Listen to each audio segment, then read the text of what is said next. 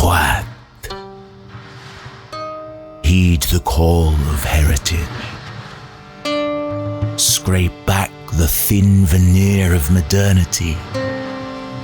Grasp and raise again that which has lain so long in dust. From the tales you tell and the songs you sing, to the very food that feeds you. Join us now in finding folklore.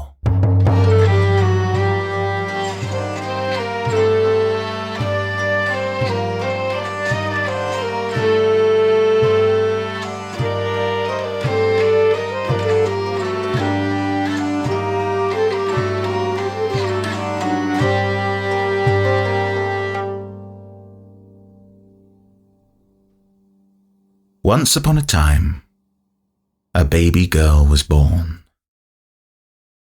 Now in the time that once this girl was born upon, the land held many kingdoms, and the lines and the borders and the boundaries between them were not yet set in stone. And what was in one kingdom 1 week could happily move into 2, 3, 4 or more by the next. And just as one kingdom could split into many, so many or more could combine into one. And when two peoples meld and their gods meet, strange things occur. Now this girl's father, he was a man who knew that he was right. And more than that, he was a man who knew that you were wrong. Now he was not a bad man for all that, and he tried as he might, but he was a man without roots at his feet, and a man with a new and fashionable god from a new and fashionable far-flung place, and a man who put too much stock in his own thoughts and his own opinions, and far too little in those that belonged to anybody else. So it was that every year when the time to till land and sow seed came about, he'd laugh at and scorn the folk all about from over the border, with their daft old-fashioned gods and their silly stale superstitions, and he'd watch them as they went on their processions, and he'd watch them as they sang out their charms, and he'd watch them as they crafted and carried and clung to their idols. "Waste of time," he'd say then, with a laugh and a bark, and a wee whisper to his one true God, who demanded from him no more nor no less than just what which he then happened to be in the mood to give. With a shake of his head then, he would do just what ploughing and harrowing seemed proper, and sow just what seeds seemed sensible, and he'd waste no time in idols, and rather would go home to his wife, who thought just as he did. She found it easier, if nothing else, and had long since given up thinking thoughts of her own.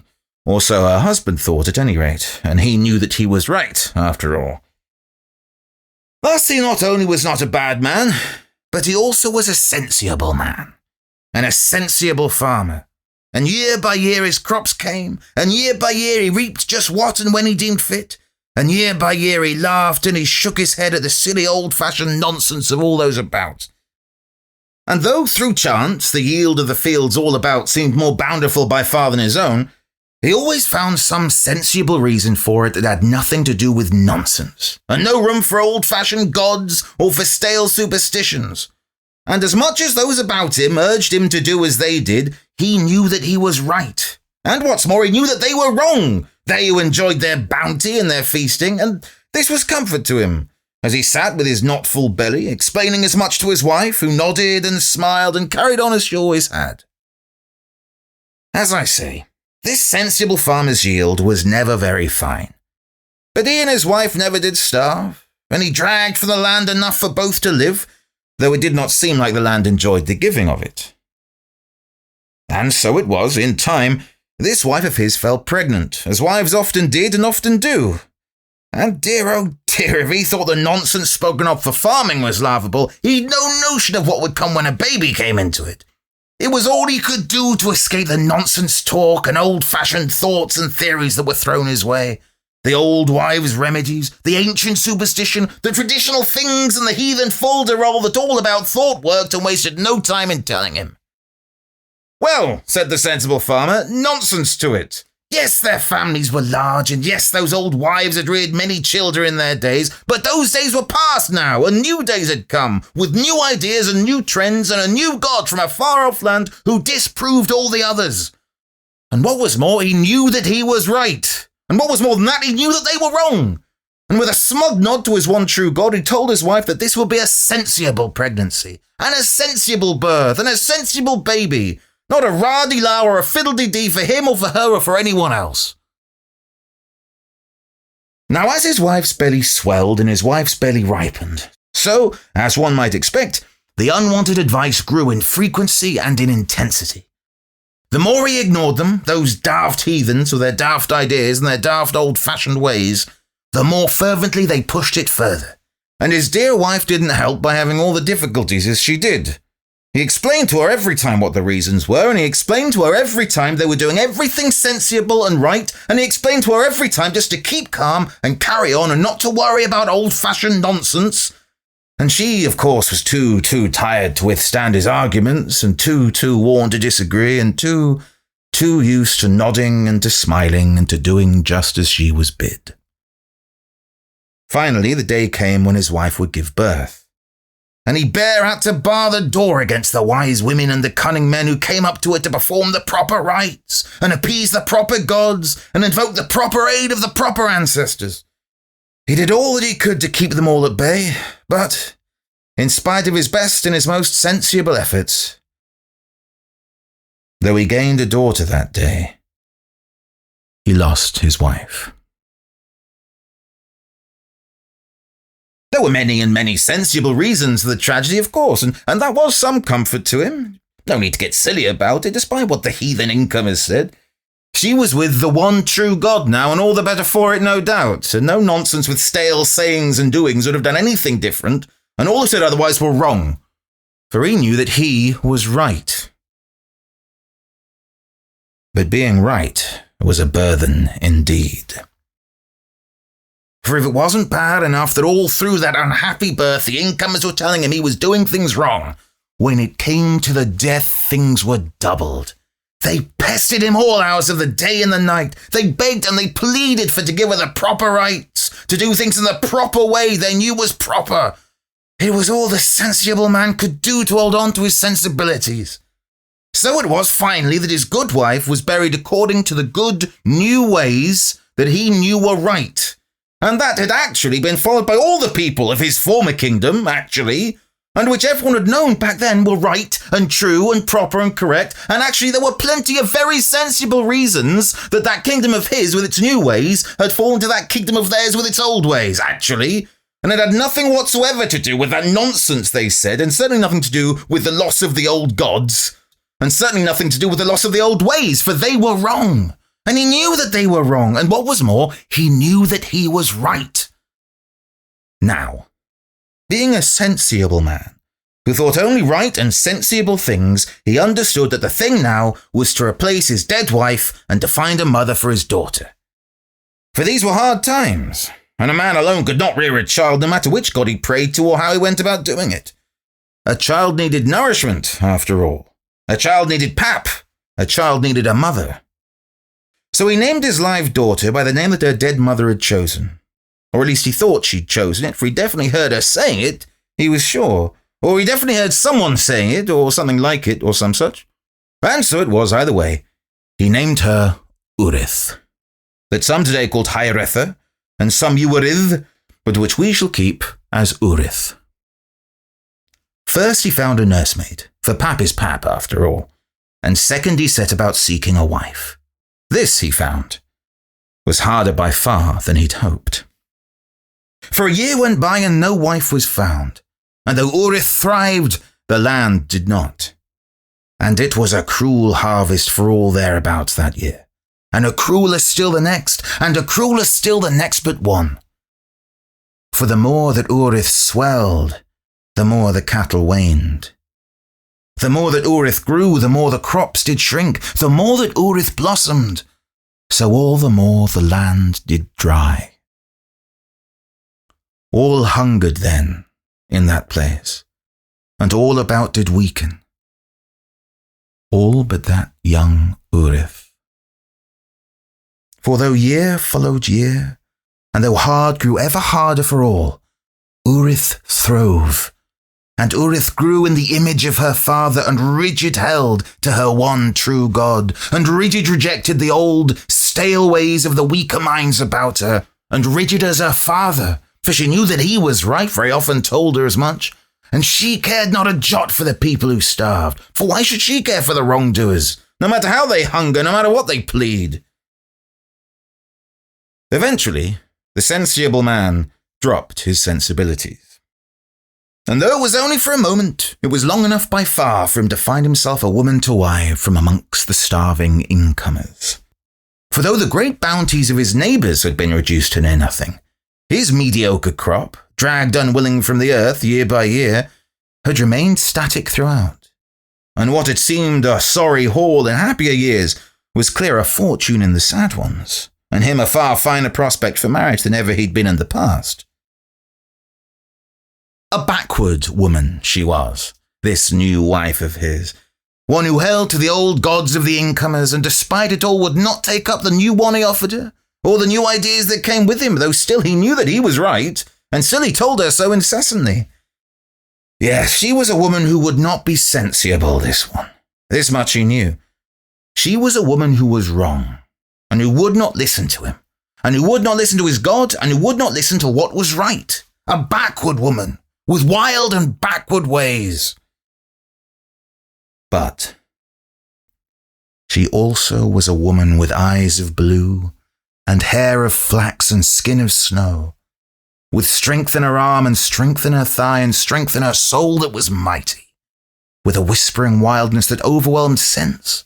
And many's the sensible man who has found such a thing in his days, and many's the man who's let himself be taken by it. Now, by the time that this sensible man had lost himself in second marriage to the wildness of this backwoods woman of the stale old ways, young Urith had reached past 7 years of age. And though the sensible man was distracted now by thoughts and by facts of soft white skin and deep blue eyes, beyond the distractions of the flesh and the static mediocrity of his table, times were less than good. For as we all know well, all the while that Urith grew, so the rest had waned. And after long years of this, these things had reached their awful peak, and those about were faced with a final terrible choice of action or of death. And no more ifs were left to be ifed, and no more buts remained to be butted. A terrible drought then rent the land about them, and not a drop was to be had to defend them from heat of sun, and birds fell then from the sky in thirst, and even the trees did wither. And the incomers, with their old gods, in desperation came to the sensible man then. And they asked him what and how and where to plant, and he told them. And when the crops still failed, he gave them many reasons why. And they asked him what and how and where to rear, and he told them. And when the cattle still died, he gave them many explanations. And they asked him who and how and where to pray, and he told them. And when no answer was received, he spoke so many excuses that they were wearied just to listen. So it was that this wild woman who was his wife, this backward stepmother, took strong and healthy Urith round about to see the starvation that reigned first hand. Is it fair that you have food unearned while those about go hungry? And Urith thought for the first time in her life, and though it was uncomfortable, and though the muscle ached from long disuse, Urith decided it was not. And Urith prayed then to her God, and no response was had. And so it was that this wild woman, this backward stepmother, then took young and verdant Urith round and about to see the weakness there of the old and the sick and the infirm. Is it fair that you grow strong while the people about grow weak and ever weaker? And Urith thought for the second time in her life, and though it hurt now, and though the muscles screamed revolt, Urith decided it was not. And Urith prayed then to the Holy Mother, and no response was had. And Urith wept then. And so it was that this backward woman, this wild and superstitious stepmother took thriving Urith round and about, to see the helpless hell of those who knew nothing but thirst, and could never hope for all the world to quench it. Is it fair that you have water to waste in tears, while the rest cannot spare it to spit? And Urith thought for the third time, and it no longer hurt. And she prayed then not to her God as her father had told her, and she prayed then not to his mother as her father had taught her, but she prayed instead to her own, from whose corpse she was born. And for the first time in her life she ignored her father's word, and instead she asked her mother what was right, and herself what was wrong. Her stepmother asked her, "Would you like to see her?" Now Urith had never been to the spot where her mother was buried, for her father dismissed such sentimentality as silly and backward. For there was, he said, no might in her meat, and there was, he said, no magic in a mound, and there was, he said, no point in such prayer. And her father knew that he was right, and he told her she was wrong as well, just for good measure. But though she knew that she should not, Urith answered, yes. And her stepmother led her then deep into the crops, which though weak and poor and healthless still stood tall. And Urith and her stepmother disappeared amongst them, and walked then to what felt like the centre, and walked then to what felt like a barrow mound, the tall stalks obliterating all but the blue sky above. For the crops which grow now for you and for I, and which reach our hips or middle at best, are not the crops which grew then. Corn then stood well above a man, sometimes 6 or even 7 foot high, and towered tall over young maiden girls, no matter how they throve. And Urith lay down atop the mound then, and shut her eyes. And she did not know whether she slept or whether she woke. And she heard then her stepmother ask her something, far away, and she answered yes. And she went deeper then into her tight-shut eyes until she found her true mother. And she asked her how to help the people round and about, and she asked her how to feed the earth and slake its thirst. And Urith received her response.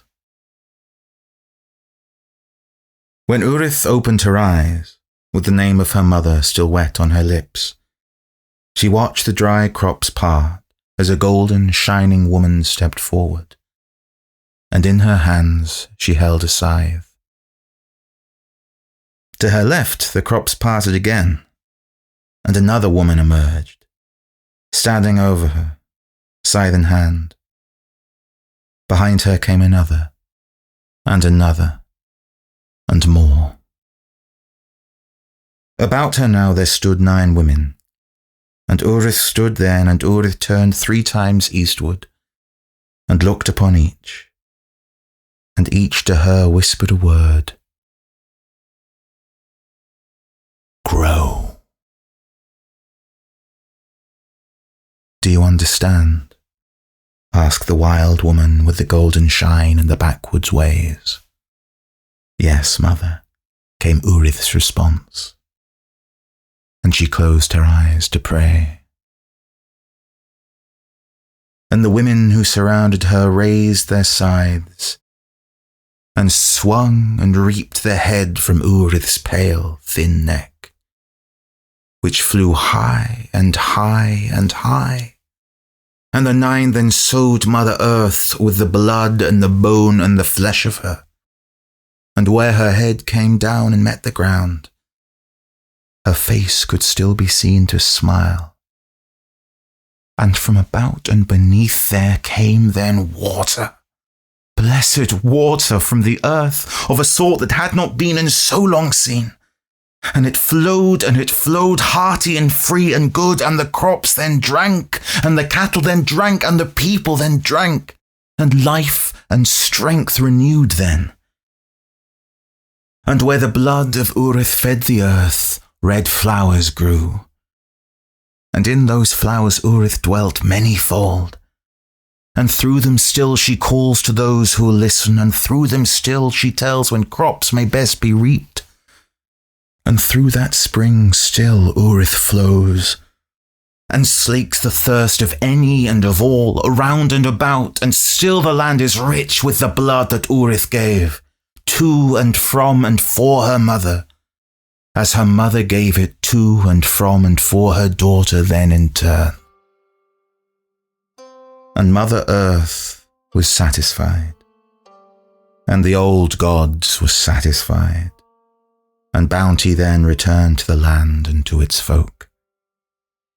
And though her father wept and bemoaned those backwards ways, and mourned well the loss of her, Mother Urith gave herself to her people willingly then, and was loved for it eternal. And Mother Urith knew that she was right.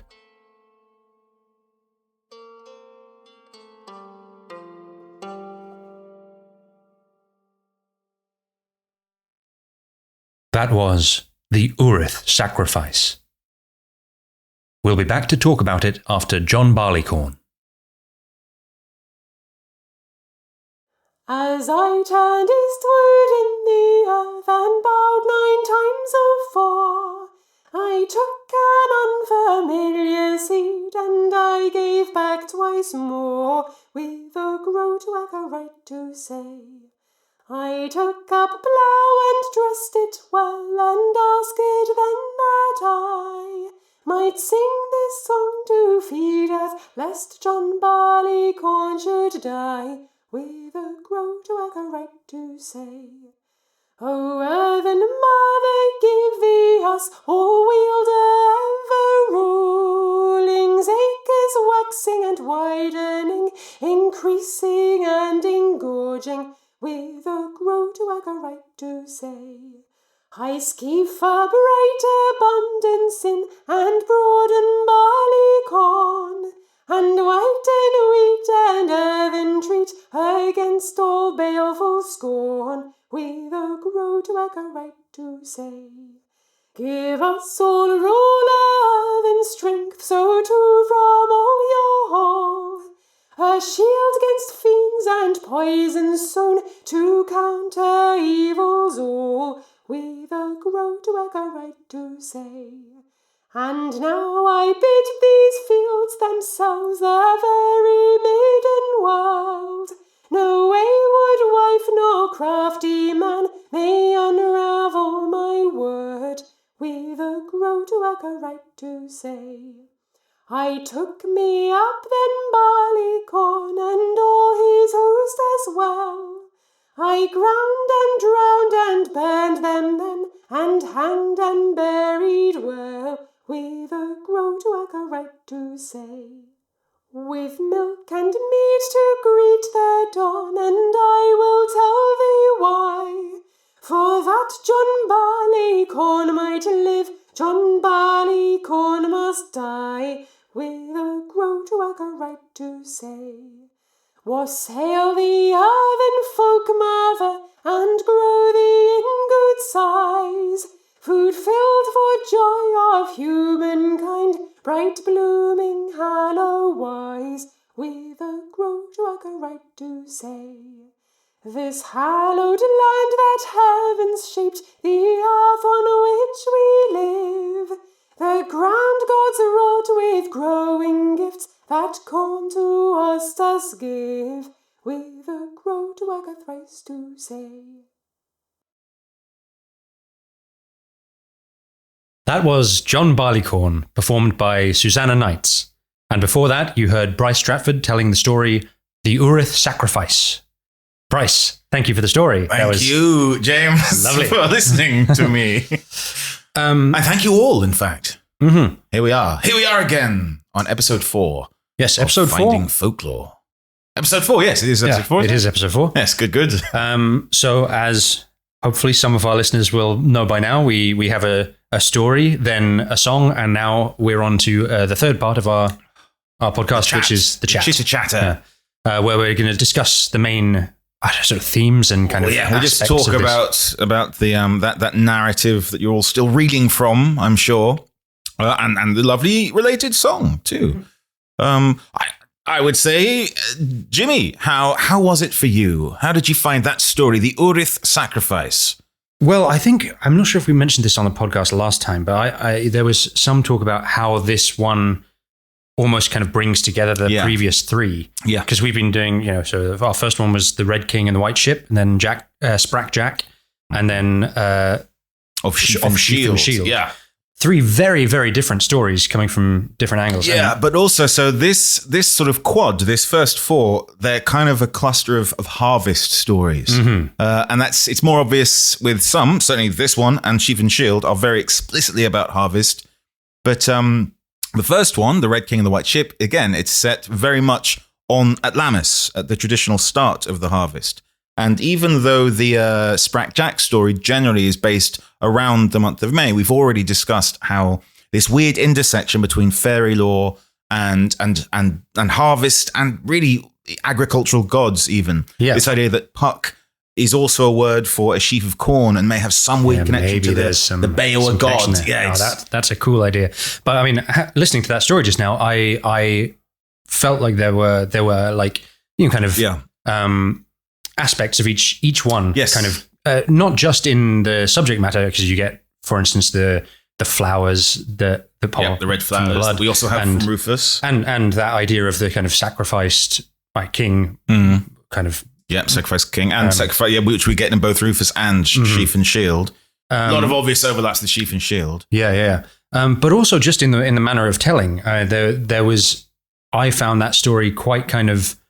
I mean, it's got a certain kind of epic ominousness to it, or mythicness, which is similar to Of Sheaf and Shield. Mythicity, if you will. But it also has a kind of light-hearted side, which reminds me of Sprack Jack and some aspects of the Red King. Yeah, as well. I tried to sort of transition between the two. I tried to create something that had the light funness of Sprack Jack, but then which kind of organically became the more weighty, mighty tone of the mythic, a la Sheaf and Shield, but without it sort of undermining it or seeming too harsh a contrast. I think partly because those two modes are different points of a spectrum rather than two totally separate things. I kind of wanted that to come across, that ancient myth becomes rustic jolly folklore. Oh, I really love in these stories, so I like all of the ones that you've told so far, of how quickly it can shift in tone within the telling of a single story. Yeah. I think it's a lovely thing to do in a story, and I think it's very important in storytelling to kind of have that flexibility in the telling. And a flexibility indeed it was for that. Yes. I think I was very conscious of this story acting as a partner piece, especially to the previous one. I think it's worked to bring all 4 together, all the other 3 all together, but I think it works so nicely literally next to Sheaf and Shield. The first Sheaf and Shield begins with a baby boy. This one begins with a baby girl. Yes. So if I could pick up on that, do. The thing about this story compared to Of Sheaf and Shield is that it feels like it's going into more detail on a specific aspect of the story of Sheaf and Shield. Yeah. When you get it in Of Sheaf and Shield, it's just it's one part of a kind of ongoing saga where the son is sacrificed. Cycle. Yeah, you're right. It's cycle. This isn't so much about the cycle at all. Really. This goes into detail. It sort of like expands that section into a different version. I'd say, so bearing in mind, dear listeners, with the previous 3 episodes, Jimmy has not only read these stories in the various books I've written that contain them, but he's also been very familiar with them. He's listened to the recording of the performance repeatedly before we've had this discussion. So for the first time, We've partly because we're pushed on the timetable, but also why not? Because we're experimenting with the form. This time we have literally just recorded that story, and Jimmy has not had the he was not familiar with it. He didn't know anything. This is brand new. So Jimmy's literally just heard this story. This is my live reaction. We've just stepped out of the booth. It's literally been minutes since you heard that for the first and only time. So what really struck you from it? I'd be really interested in hearing the things you noticed, the things that leapt out. What grabbed you in terms of visual, in terms of symbol? Okay. Well, so I mean, the end of the story, of course, sticks out as it's climactic. It's a really kind of impressive and ominous moment with these women stepping out of the corn and swinging their scythes at Urith. It's nice it was all women too. Again, this one, and again, this isn't me changing it. This is whilst Sheaf and Shield was almost exclusively men. This is almost exclusively women. Yep. Really interesting. We only get one man in this, and we only got one woman in Sheaf and Shield. Yeah. So that total switch, that total inversion, is really interesting to engage with. Yeah, it's very, very nice to see that. Red King again had an overwhelmingly masculine cast. Yeah. Yeah, you're right. I think it was one man, and there was only one human, excluding the King of England, King of all England in Sprack Jack. Yeah. But it was far more female. Yeah, you're right. That's interesting, and that wasn't intentional there. But you're right. It was very masculine in episode 1. Then episode 2 was far more female heavy, although with a male protagonist. I mean, still with a male protagonist, but one entirely informed by the women around him, whether they be mother or lover. Or giant witch or tiny witch. The classic quad of women. Madonna, whore, big witch, little witch. That we all know so well in life. Well, what else did I feel about this story? This image. So this image of the women appearing from the corn. Surrounding her and kind of lit with this kind of golden light. I don't know if you mentioned golden. I mentioned golden light. I did also very much like this sort of depiction of this father with his religion. He's a terrible man. Knew that he was right. So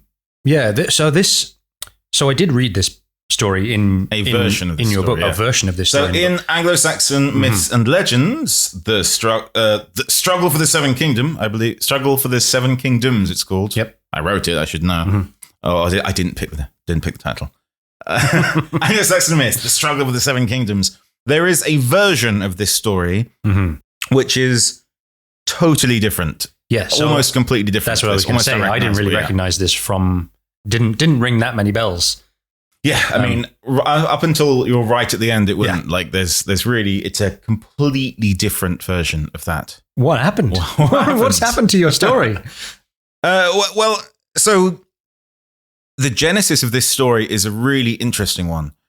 Saint Urith was a really, really, really well-known saint in Devon, specifically around the area of Chittlehampton, which is where she was from. And her magic well still can be found today. Urith's well, also called, I think, it's to St. Tira's well and Tiddy well. Those are all, it's developed various names. But it's a healing well, and it's especially known, I think, for helping people with eye complaints or healing blindness. She's a really obscure saint whose body plausibly still lies in the church in St. Urith's church in Chittlehampton. Okay.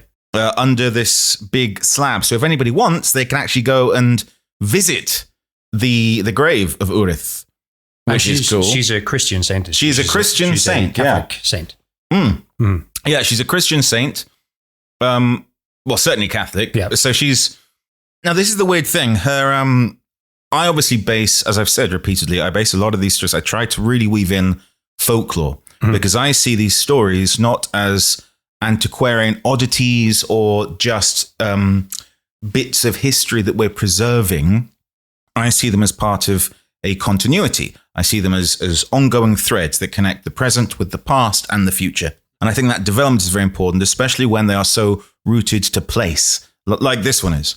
And again, just as with the New Forest ones, I didn't use the place names in the telling just then, but this is all centered around the small parish of Chittlehampton in Devon, as I say. Right. And there is a local tradition that she was maybe born in East Stowford, I think, and then ended up going and becoming a hermit in Chittlehampton.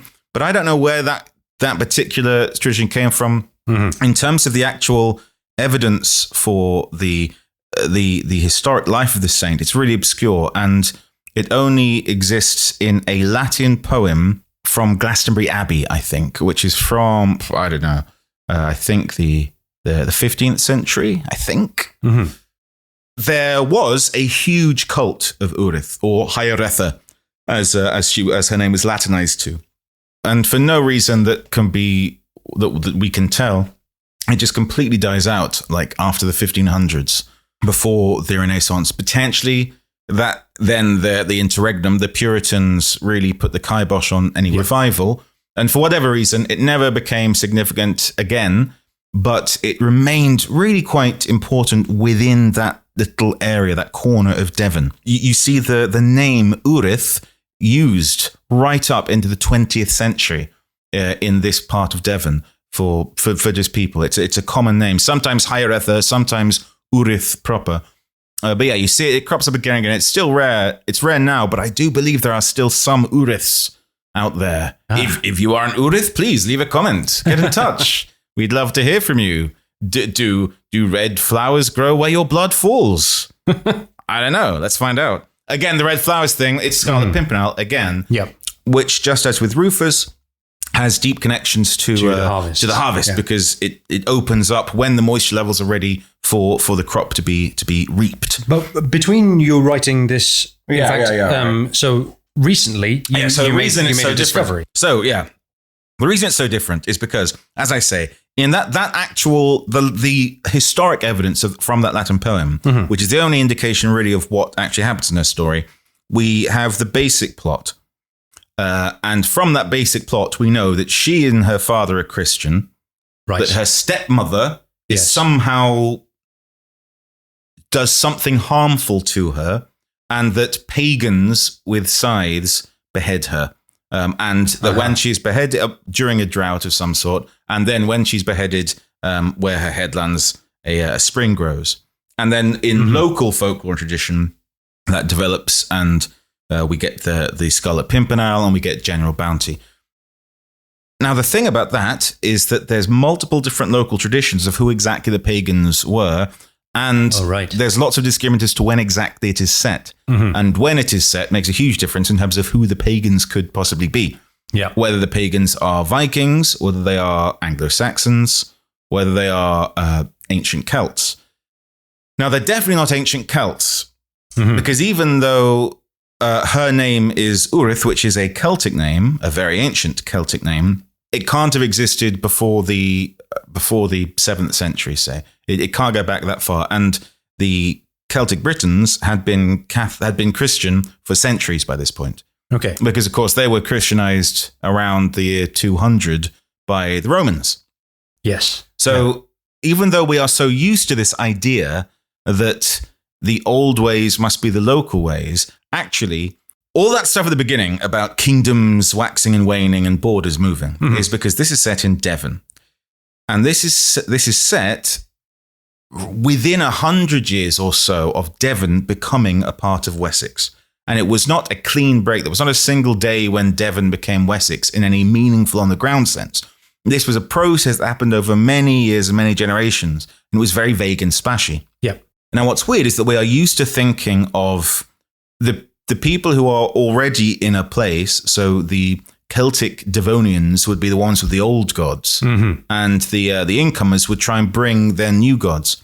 But actually, this isn't the case, because at this point, the Celtic Devonians they're Christian. They're Christian, so they've got this new foreign god. They've got this new fancy, newfangled god, this trendy thing which they are holding on to because It's in a slightly pretentious way because it's cool, like the Romans had 100 years ago when everything was really nice. Yeah. And those cool guys with their nice accents and their swanky clothes, they had these cool foreign gods. So we'll hold on to those cool foreign gods. Yeah, I mean, they were doing all right with them until they weren't. Until they weren't, until they weren't. Well, I mean, and which is a point that's explored in this telling. Whereas the Anglo-Saxons coming in who were still pagan at this point, they had their older gods. So weirdly, the incomers have the old gods, and it is the people who were already in Devon who had kind of rejected their heritage, their traditional gods, and clung on to this newfangled, fancy Roman concept of Christianity. Yes. Yeah. Oh, it's interesting in that context that she then becomes a Christian saint. Yeah. Now, what's really weird about this is that in the sort of church version, and the church version is different to the folk version, which I'll go into. In the church version, she is a good Christian and she prays. There's a terrible drought, so she's praying, and then a bunch of pagans come and kill her. But because she remains true and unadulterated, she goes off to heaven and becomes a saint. It's unclear what about that is saintly, though. What's really weird is that, okay, so she's beheaded with scythes during a drought. That's clearly a pagan sacrifice. And it works. Yep. It works. And even in the Christian version of the story, sacrificing her, pagans sacrificing her to stop the drought works. Yep. And that's never dealt with as to why is that a Christian story? Yeah. Surely that seems crazy to me. That this is just proof that the pagans were right. In the progress of events that happen, it seems like the pagans were right. The pagans come along, they sacrifice this holy Christian, and then the drought is ended, and there's a spring forever, and everything's great and bountiful again. That's really weird, I think. That's actually one of the reasons I included it, because not only is it this obscure local saint, and I like that anyway, not only could you still visit that church and go to the well, which is supposed to be hers, and actually go to the tomb that's probably hers, but there's this weird remnant, this active pre-Christian practice in it. The beheading of her. Yes, so there's an ambiguity that you've sort of put to the forefront in your telling of this story, I think, which is really like interesting in like you've got this saint's life where, you know, with your saints, you tend to get them horribly abused and then they become a saint. And that's kind of, I think a lot of the time that's all that's needed for someone to be a saint is to something really terrible to happen to them. And often that'll be, you know, end up with a spring kind of. Certainly, there are some very similar saints. There's also Saint Duthwara and Saint Sidwell, and I think Osith also. There's a number of saints who get beheaded, and where their head lands, a well springs up. Yeah, but then the other side of that is that you've almost brought in this kind of folk horror. Element where it's you've strayed into a town where you shouldn't have gone to, and they have strange practices, and the walking out of the corn is very evocative of that. As maybe why that image was particularly striking to me is I love that. I love folk horror, and who doesn't? Yeah.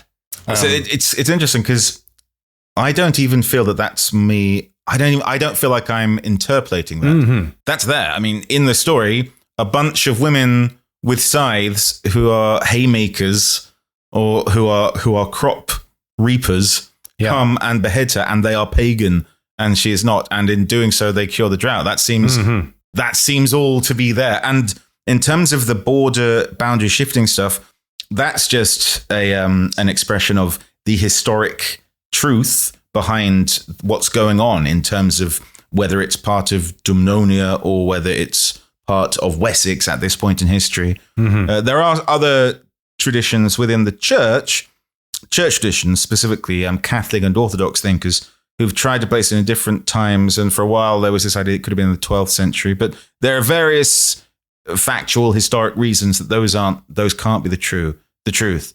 We can go into the hard depth in the deep dive. We'll talk a lot more about that stuff. The deep dive being an accompanying video that we're going to put on YouTube about this subject. Which we do for all the episodes of our podcast. If you haven't listened to any of the previous episodes, do please search them now. And then if you're interested in those, try and go and check out the deep dive videos. They're all on YouTube, and they're pretty deep.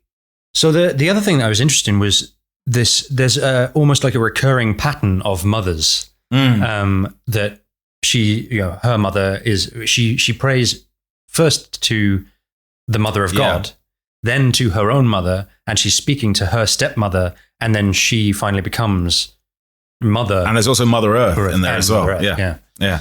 One of the things I was playing with there was the linguistic connection between Urith and Earth. That's really interesting. Yep. And she's quite often called Earth, Saint Earth, sometimes that in the folk tradition. That happens quite a lot. I think that's really interesting. And this idea, the consistent idea of Mother Earth and of agricultural goddesses and fertility goddesses, all of this stuff seems to be very, very, very clearly there. And these weird overlaps. I think it's interesting to play with this idea. Why is it her stepmother, for instance?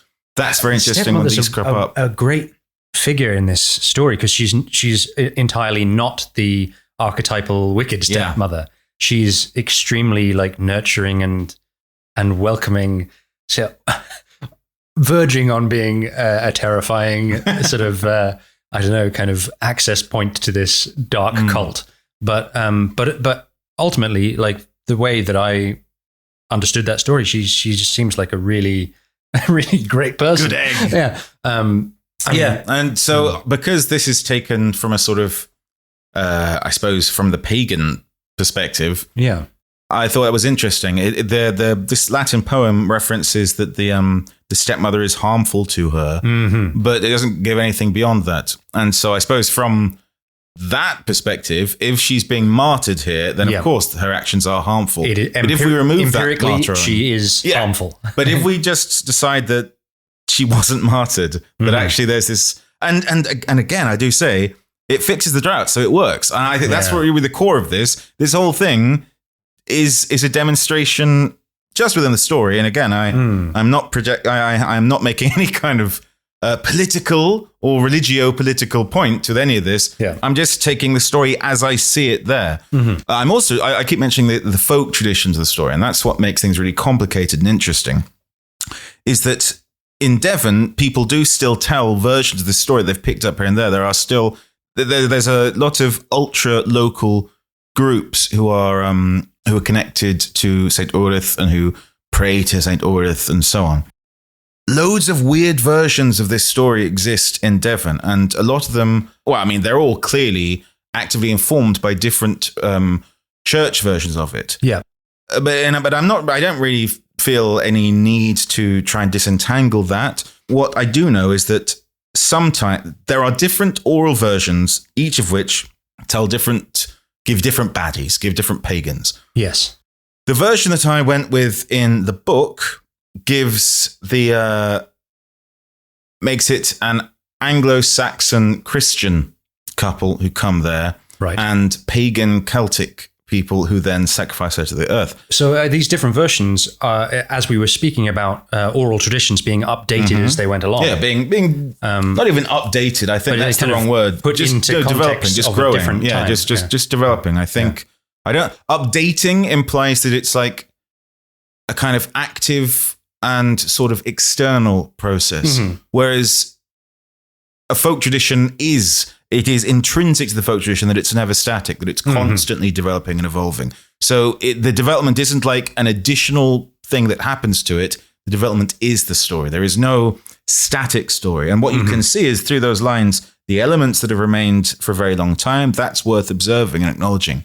But the updating isn't appropriate. Just the constant growth of the story, the constant, the reactive, responsive nature of the story to the ever-changing context. I would say, saying that a story is updated is like saying that the year is updated. No, of course, it's just new year. Every year is a new year. So you wouldn't say that, the day's been updated when you wake up every morning. Because it was yesterday and now it's today, so we've updated the day. No, it was yesterday and now it's today. The days are constantly in the state of flux. So it developed into different versions depending on... loads of different versions, depending on who's talking, and depending on which bugbear people like. People as a general rule tend to like pagans and dislike Christians when it comes to stories. It's funny that, isn't that weird? Even Christians well, certainly in this country, even Christians. And I think that's part of the general insecurity I've found that with speaking to people about Christianity Christianity and paganism generally. Yeah, it's weird, isn't it? And it's even people who genuinely are Christian. Sometimes, especially those people, they're very it's a real. It's overcompensating a little bit. It's a kind of, I don't know. It's part of this it's a very English thing. This I won't call it self-hatred because I think it's more, to be honest, I think it's more self-aggrandizing than that. I think it's English exceptionalism. And if we can't, and it's no longer fashionable to say, oh, the English are better than everyone else. So we say, oh, we're worse than everybody. We're so bad. We're the worst people you have never met anyone as bad as me. And I'm not as bad. I'm powerful. I'm so powerfully bad. It's martyrdom. It's nailing yourself onto the cross. Yeah. And I think you see that, and it's such an Anglican church thing. You really get this with the C of E. This ridiculous, go pagans, celebrating the pagans doing horrific things to the Christians. I'm not sure that the Christians who had the horrific things done to them will be very happy that the people who are supposedly holding the torch that they kept burning are celebrating their abuses quite so heartily. But there we go. And I think with this one, because people enjoy the pagan thing more than the Christian in the folk tradition, we have this weird dissonance between the church versions of it, which have been kept alive, and the folk versions of it, which are constantly interacting with each other, but which do have this deep dissonance, whereby the church version is committed to the idea that Urith is the goody and is totally saintly and was a victim. And was massively, on board with Christianity. Yeah. And the idea, and the folk version, which is much weirder and more contradictory and strange, and really just boils around the fact that this girl was sacrificed by pagans and it fixed the corn. Which almost sort of takes out her perspective from the story. Yeah. And what I felt like was happening in your story is that you've just, what logically she might have been thinking. If you take the folk version where she's sacrificed by pagans and the structure as you had it, that makes it make sense. Yeah. And also I try to give Urith a personality, and within it, the church version just has her as this totally passive, generic, saintly virgin. Yeah. And the folk version kind of focuses less on Urith in particular and more on just the pagans sacrificing her. Even though, interestingly, people still, when they're talking about that, they will still be very pro-Urith in a broad conceptual sense. There's no real character of Urith. Whereas what I tried to do here was make this about Urith regaining kind of some sense of self and autonomy. So instead of it being, in fact, the sacrifice becomes the thing that gives Urith an identity and autonomy. It's her decision. She knew that she was right. Yeah, very, very important to start her off that journey, being so much of her father's religion, I think. Well, yeah, and essentially taking that very authorial church concept of Urith, which is very passive, and then allowing her to move into the folk. Really what I did was, by kind of beginning it with this church version of the narrative and then moving it into the folk version, I think what I tried to do is I took the development of the story itself and I made that a development of Urith's character specifically. The father character is my innovation, but only in a literal sense, because really what he is already there. He's just a personification of the tension between new ideas and old ways and the arrogance of reform, which is very much prevalent throughout the folk tradition. Yep. So those themes, so all I did with him was cohere all those concepts which we get organically in the folk tradition into a character. And by doing that with that character, it meant that Urith was able to have something more direct and physical and human to react against in developing. And by having it as a father, it was in contrast to the mother figure, which is so important in this story. And it really, again, emphasized the importance of the mother, I think. Yeah, the multiple mothers, the sort of the mother as a concept. The ultimate mother, the compound mother. Yeah, on the other hand, Beowulf in Of Sheaf and Shield doesn't have much to say about being sacrificed. No, he doesn't have anything at all really to say about sacrifice. He just, I mean, he's in no state. He's a child when he's sacrificed, relatively young, and then he's reborn as a man. And interesting. That's all fathers. Yeah, that's sons and fathers, and grandfathers, and so on. Whereas this is mothers, daughters, stepmothers, mothers. Yeah, and to some extent, there's the religious element is almost absent from Of Sheaf and Shield in a way. Because we spoke about this in the Of Sheaf and Shield episode, where there's this thing of one of them being agriculture, the other one being warfare, and then the third potentially being religion or kind of spirituality. Music was also coming into it and music, of course, does run all the way through. Yeah, and you have that figure of Woden as well as a kind of spiritual origin. Which again is a big contrast here. In that story, we have Woden, who is the father, the ultimate father of all the lines of kings in the Anglo-Saxon tradition. He is the all-father. So he is the ultimate father, and we've got he's very much a key masculine god, whereas in this, we have there with Mother Earth, we have the ultimate mother. Yeah. And that's the deity who comes across in this story. Really, what we just had there was the divine masculine and the divine feminine, but presented explicitly for their cyclical, regenerative impact on the society about them. And that blur between individual and society.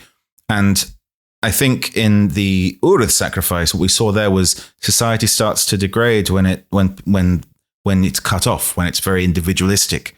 And it's then this self-sacrifice of the individual to society, to the majority, to the community, that then everything works again. Everything is good. So even though this is less clearly about broken cycles, I think it is still about broken cycles. And Urith's sacrifice, self-sacrifice, because she chooses willingly to go, that repairs the cycle and gets it going again. I think there is clearly a broken cycle happening here with, because the earth stops producing. Everyone is starving. Yeah. And then, of course, it is a repaired cycle by the sacrifice, as it is in Of Sheaf and Shield. Now, Beowulf from Sheaf and Shield brings us on to the music. We were speaking a bit about Beowulf as potentially sort of the same figure as John Barleycorn. Yes. Brilliant music there from Zanny, Susannah Knights. Yep. Ethnomusicologist. Really good. Really good. So, can you tell us a bit about... Yeah, it's quite a lot of sound music front, actually. Yeah. So what's cool right off the bat is that version of John Barleycorn, which nobody will have heard. The music in particular was recorded in 1905 in Lyndhurst, the village where we are currently recording this. Yeah. So that where Finding Folklore is produced. Yeah. That tune of is a unique John Barleycorn tune, unique to this village. And Zanny, who sang it, who I grew up with, is also from that village. And I, who translated the lyrics for it, I'm also from this village. So that's this lovely, that's proper folk music. That is explicitly of Lyndhurst, of this village. Doesn't get more local. No, I was very, very happy with that. And for the lyrics in particular, which will certainly be alien to anyone in the John Barleycorn context. Yeah, because John Barleycorn's quite famous. Very famous. Yeah. And in John Barleycorn, for everyone who doesn't know, depicts a personification of Barleycorn. And we see this personification of Barleycorn getting sacrificed and reborn. And that really represents him being turned into beer, brewed as beer, someone's bread. There's lots of different versions of it.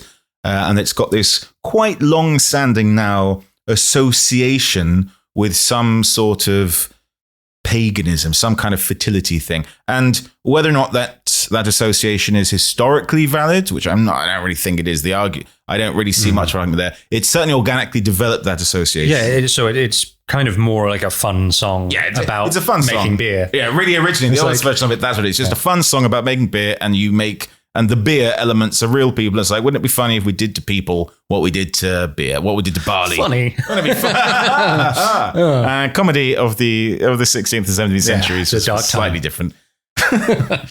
But yeah, it's because of the obvious semiotic relationship with this idea of the sacrifice of agricultural figures, it has accrued that and absorbed that connection in practice. With that in mind, much as with the song last episode, where I took the back-engineered Noah story and I used that to back-engineer a Noah shanty. Yeah. With this one, I took an Anglo-Saxon charm called Acrebot. Yes. Now, Acrebot is a really cool. I mean, I say charm. It's basically the Christianized remains of a pre-Christian pagan, I guess, magic spell ceremony. I think we should say magic spell. Magic spell, which is designed to make the fields fruitful and bountiful. And the charm itself describes the very long, drawn-out process by which you must, take certain turfs from out the ground and turn them and do various things. There's lots of ceremony, and then alongside this ceremony, it gives large sections of speech or song to give to various deities. In particular, Mother Urca, Mother Earth, that is. Mother Urca, Mother Earth, Mother Earth, Mother Eartha, Mother Urith, Mother Urith. And what I've done there is I've translated those bits so that this song, and if anyone is familiar with this, then you'll know. And if you're not, check it out. You'll see I have directly translated the magic spell of Acrebot into the rhythm and form and structure of John Barleycorn. So this John Barleycorn song is actually an Anglo-Saxon pre-Christian pagan magic spell to make the fields fruitful, but it is also a unique version of John Barleycorn specific to Lyndhurst, this village.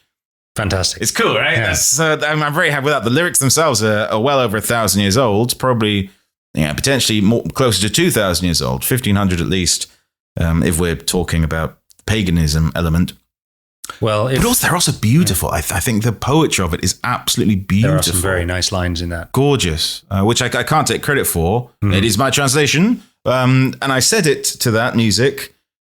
But I'm really happy. In fact, that song was one of the first things that I did, I suppose. And not the recording, in terms of the translation of it and putting it to that. It was, I think, the first thing I did for this podcast way back when. I think it was the very first song that I prepared. It was, way back at the very start of this process. Well, if enough people listen to the podcast, maybe the region of Lyndhurst will become very fertile. And maybe the fields will be bountiful. That's how spells work. I mean, there is a whole load of ceremonial stuff that isn't part of it, but I've kind of acknowledged that with the verses around the actual magic spell bits. I've kind of, as I turned eastward in the earth and I took an unfamiliar seed and I go back twice more and all that. Those are kind of nods to the actual ceremony that's being done. And with a grow to Urca right 4 to say, because you have to say grow to Urca 9 times. So we have that 9 times. And then at the end, you say it 3 times. So right at the end of the grow to Urca 3 times to say, or thrice to say, yeah. So that again, those little bits, I've hidden the ceremony itself within the song, and I've included direct translations of the bits that you're supposed to say or sing. So that song really is, that song really is the old gods of England made alive again, which is really cool. I'm very, very happy with that work. And Zanny did it beautifully, didn't she? Yeah, she's got a lovely voice. Lovely voice. And also finding that tune, that unique tune to hear to my homeland is to the Eaton, the Etinwood. It's very cool. I mean, and really it's everything that this podcast is, this wider project is supposed to be about, I think. Yeah. Rewilding culture, rewilding folklore, rewilding folk music, rewilding religion even, rewilding the land in every sense. Well, in religious terms, possibly we need some kind of a sacrifice to make the spell complete. If you would like to be a sacrifice, then leave a comment. Visit lovely Lyndhurst. Come. It's really Wicker Man, this story, isn't it? I really love that element of the story. And I don't know why it's so obscure. I don't know why it's one that hasn't been picked up on for its obvious potential there. Mm-hmm.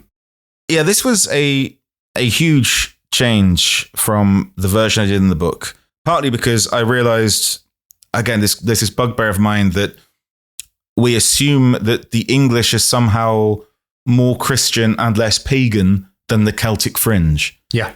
Be it Scotland or Ireland, especially, get this, Wales, Cornwall. There's this weird idea that England is like this Victorian Puritan thing, and all those others are actually this ancient pre-Christian vibe, which is ridiculous because the English were still pagans when Wales, I think, had been Christianized for 400 years. Wales and Ireland had for 400, maybe Ireland for longer, and Scotland for 200 years before England started to become Christianized. We were the pagan ones. The English were the pagans, and the Celtic fringe were the Christians for hundreds and hundreds and hundreds of years. Yeah, and alongside that, there's the kind of strange assumption that Christianity back then is the same as what Christianity is now. No, it's not at all true. Yeah, no, and so basically, I talk a lot about this in my next book, my upcoming book, Halloween, Folklore, and Ghost Stories, which should come out sometime this month or perhaps next month. Good. Very good book. I've just given the go-ahead to all the I think it's off to the printers now, so do pre-order a copy. Hop onto Amazon or some such.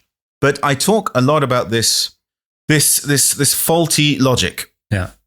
And it stems from, I think, two basic misconceptions. First, there's this back projection of a very Victorian idea of Christianity onto all of history. So we say, okay, this very Victorian idea of what a Christian is, what an Anglican Christian is, that's what Christianity is. And anything that doesn't feel recognizable as that must be pre-Christian, right?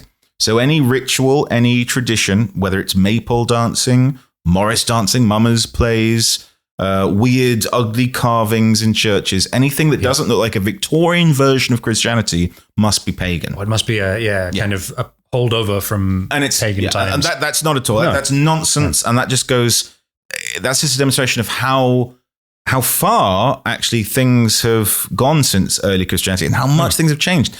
The early version, the earliest form of Christianity in England was a fascinating thing in which Jesus was depicted as a great celestial warrior figure in which God, in the Christian sense, was not the only God. And this will sound heretical, but it's true. Right at the beginning, when the Anglo-Saxons were being converted, the way that happened was with God, the Christian God, being added to the pantheon of the pagan Anglo-Saxons, not replacing all the other gods, just being placed amongst them and slightly above them. So there was literally a pantheistic form of paganism. And we see this most clearly of Christianity. A pantheistic form of Christianity in the early days of England. Certainly, I'm sure this was true in other countries and cultures. King Radwold, famously, who was probably buried at the Sutton Hoo ship burial, he famously had a church that had both an altar at one end to the Christian god and then an altar to all the Anglo-Saxon pagan gods at the other end of the church. And they existed in the same building. And even though Bede writes this is a bad heretical thing, it was still a thing. And it accurately reflects the earliest form of English Christianity, not British Christianity, because that was the Celtic form from much, much, much earlier. Yep.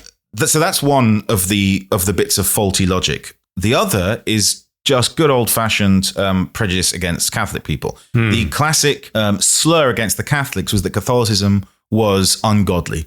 Catholicism was un-Christian, therefore Catholicism was pagan. Therefore, everything that the Catholics do is pagan and heathen and ungodly. Yeah. So that means, which is obviously really stupid. Yeah, it doesn't make a lot of sense. But you can see the reason behind trying to push that as a Oh, yeah. I mean, I can see why, as in a propagandistic sense, that's what would happen. But it's really stupid that it's still held on to. And that the irony is when English people like to... Oh, there's also the third... there's a third one, I suppose, which is just this idea that the English are more civilized and advanced than the Celtic fringe. Which is... Isn't that true? It's okay, he's got an Irish passport. It's okay, folks. Yeah, there's again, it's another prejudice, which is just that England is somehow more intelligent, more civilized, superior to the Welsh, the Scots, the Irish, the Cornish, etc. And thus, we, of course, are all very logical. We have the Age of Enlightenment, whereas those silly rustic fools are all superstitious with their silly old gods. Yeah. And again, all of this it's nonsense. The opposite is true of anything. Yeah. It is the Celtic fringe that has the long-standing tradition of Christianity. It is the Celtic fringe today, which is way more Christian than the rest of the British Isles, than England is. Way more Christian. Certainly is, yeah. I mean, the notion that Ireland is less Christian than England today is laughable. Like, insane to think that. You'd have to know nothing about either country or Christianity to think that. And yet this stuff just kind of comes through unchecked. No one sort of bats an eyelid when they think, Ireland, paganism. Yeah. It's just a strange thing to put together. I mean, most of this, as I say, it comes from this cocktail of prejudices and backward projections combined with the 19th century Romantic movement, in which a lot of national identities for Wales, Ireland, and Scotland were cohered in contradistinction to that of England, for obvious reasons, which we don't need to go to now. Perhaps in the deep dive. Yeah. Well, we'll hope to kind of remedy that situation by like getting a bit of the old English folklore out there. Yeah, well, this is kind of the thing, because that's part of it as well. As I put it in this upcoming book, Halloween, folklore and ghost stories. The English are not above enchantment, nor should they be. The idea that we are again, it's this English exceptionalism, this idea that the English, we are superior, we're above superstition. Whenever you see it, whenever there's a coronation or whatever, there's lots of arm's length commentators going, look at all that silly nonsense. I thought we were a serious country. And the reason they would never say that if they saw that sort of ritual and ceremony in another country. Yeah. And the unspoken truth there is that they think we are above it, and they think they expect less of other countries. Other countries are primitive, silly superstitions with their silly kings and their robes and their songs. And we are sensible. We are sensible. We're a serious. We should be serious country. It's 2024. And the irony is that this is also unchecked. Most of the people who push this stuff, push all this stuff which comes purely from outright prejudice against other countries, English exceptionalism. These are generally speaking the people who would be the first to say that they are against English exceptionalism and that other countries and cultures are equal to our own. The first. But in practice, this stuff is so deeply ingrained in them that they can only invert it, but to the same extreme. It's this, which it goes back to this idea of, okay, it's not fashionable to say England is better than everyone anymore. So we have to say England is the best at being terrible. England's the very worst. Oh, you have no idea how much worse we are than you. Oh, I'm so bad. It's exactly the same thing. But that really extends to the kind of almost lack of interest in our own folklore or England's own folklore. Yeah, because people really want that. People do have this investment in it not existing. They have this and folk culture in general. Yeah, because if it exists and they acknowledge, there are milestones, but they have to be laughed at. They have to be this joke because they desperately need us to be superior to any other country that has folk dance and folklore and folk music and folk tale. Yeah, every other country does, and those in any other cultural or national context, those are things to be applauded. But because the people who push this genuinely believe we are superior to them, superior to everyone else, they are embarrassed at the fact that we also have that we're no different, we're no better or worse, that we also have this stuff, we also have this folk culture. And we need the folk culture. If we cut ourselves off from that, then all we have left is office blocks and queues and cups of tea and whimsy and just depression and then collapse and decline. I don't want to live in this world. This horror. Yeah, I don't want to live in the thin veneer of modernity. I want to scrape it back, and I want to heed the call of heritage and find some folklore. Precisely. So, from the tales we tell and the songs we sing, can we now move on to the very food that feeds us? We can indeed. All of our regular listeners will be well aware that we conclude every episode with a heritage food tradition from England's cuisine. Today, we have a recipe for head cheese. Oh, lovely. Head cheese or brawn, which is a lovely, I absolutely love it. It's a really, it's something that you don't get much anymore, but I think it's fantastic. Yeah, it's I've had it too, haven't I? Yeah, I gave it to you. You've given me some. I've given you head cheese. Oh dear. It's lovely. It makes a really good sandwich, especially on really hot buttered bread with a nice cool head cheese in between, and the jelly of the head cheese melts a bit into it. It's lovely. I get that doesn't sound lovely. Yeah. Head cheese is very old. There are much older recipes. This is a recipe from 1902. You ready? Get half a pig's head, 4 pounds of beef, shank, it says, the shank of the beef, pepper and salt, a large bunch of thyme, the same of summer savory and parsley, right? That's like savory summer herbs. Yep. Sage may be used instead of summer savory. Boil the meat until the bones slip out. Chop fine, mixing the spices thoroughly with the meat. Put the meat in deep dishes. Pour over what little liquor may remain. That's the sort of the juice from the liquid from the boiling. Press down with plates upon which heavy weights have been placed, and let stand until the meat is set. So essentially, you're taking the head, you're seasoning it heavily, and you're boiling it for ages until it just falls off the bones. You take all the bones out, and then what remains, you make sure you chop it up really fine, so it's all kind of a mush almost. Then you shove it down into a nice deep dish, and add the rest of the you add the rest of the liquid, the hot liquid, which will gellify, and then you put the plates on and put weights on the plates to squish it down while it cools. Let stand until the meat is set. Take off when cold whatever fat may have pressed out, and turn the cheese over on plates. It will be clear and smooth as jelly. Instead of beef, a knuckle of veal may be used. Some cooks use heart and part of a liver in place of the beef. It sounds really horrible, but it's actually incredibly lovely. The jelly that cools around it, people might think it was fat. It's not fat. And in fact, there's very little fat content in it at all. Instead, it's collagen, which is incredibly good for you. Really good for skin, for joints, for bones. This stuff is really, really, really nutritious and really tasty. Generally, whenever I've had it, it's heavily peppered. Put salt in, obviously, but it's really peppery. And it creates this, I mean, it as disgusting as it sounds, this is certainly a lot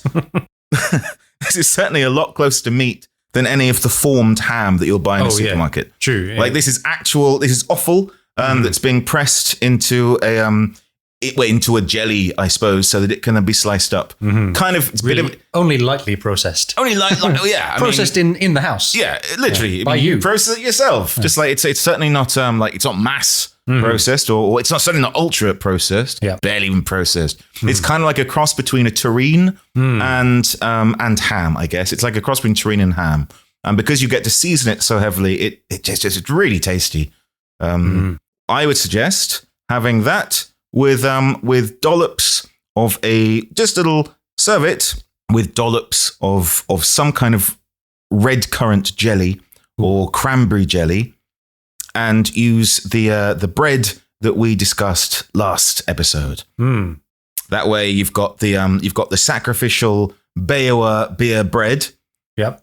With Urith's head cheese on top of it, and then the lovely the red currant or cranberry jelly on top can represent the it's a lovely flower. Yeah, the scarlet pimpernels that grow from her blood. Yeah, I feel like that's very fitting. And honestly, I know it sounds horrible, but it's genuinely lovely. You will enjoy it. It's really nice. Yeah, all right. I mean, I think that stuff is delicious. And so when it's talking about the meat, it says like boiling the meat. That's like both kinds of meat.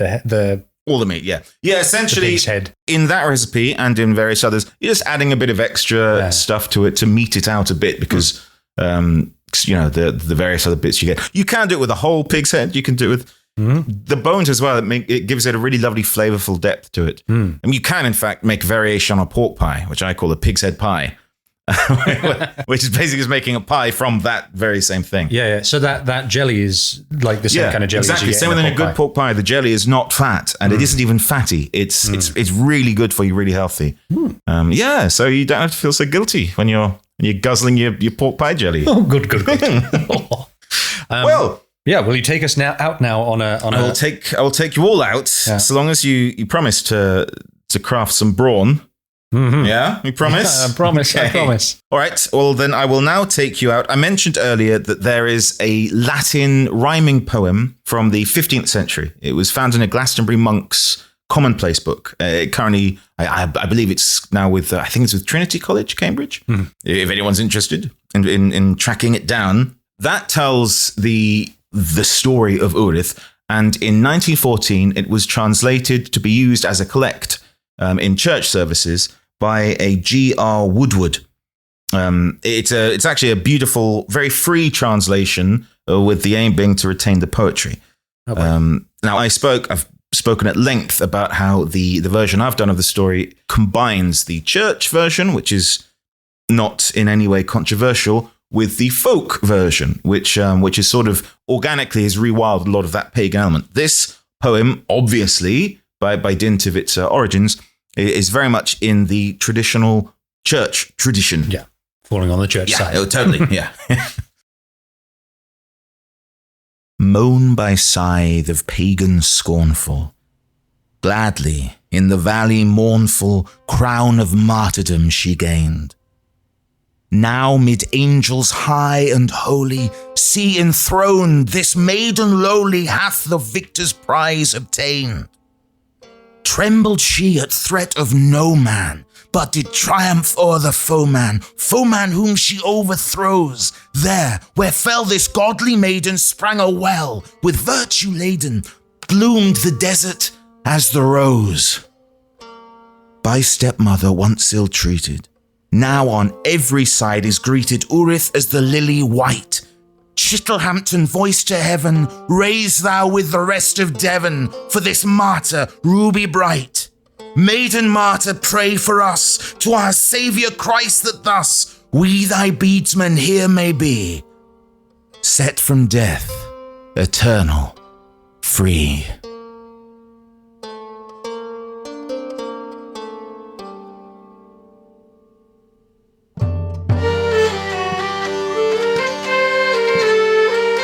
This was Finding Folklore, Episode 4, The Urith Sacrifice, with Brice Stratford and James Carney. The song John Barleycorn was performed by Susannah Knights. Theme music is by Su Eaton. Join us next time in Finding Folklore.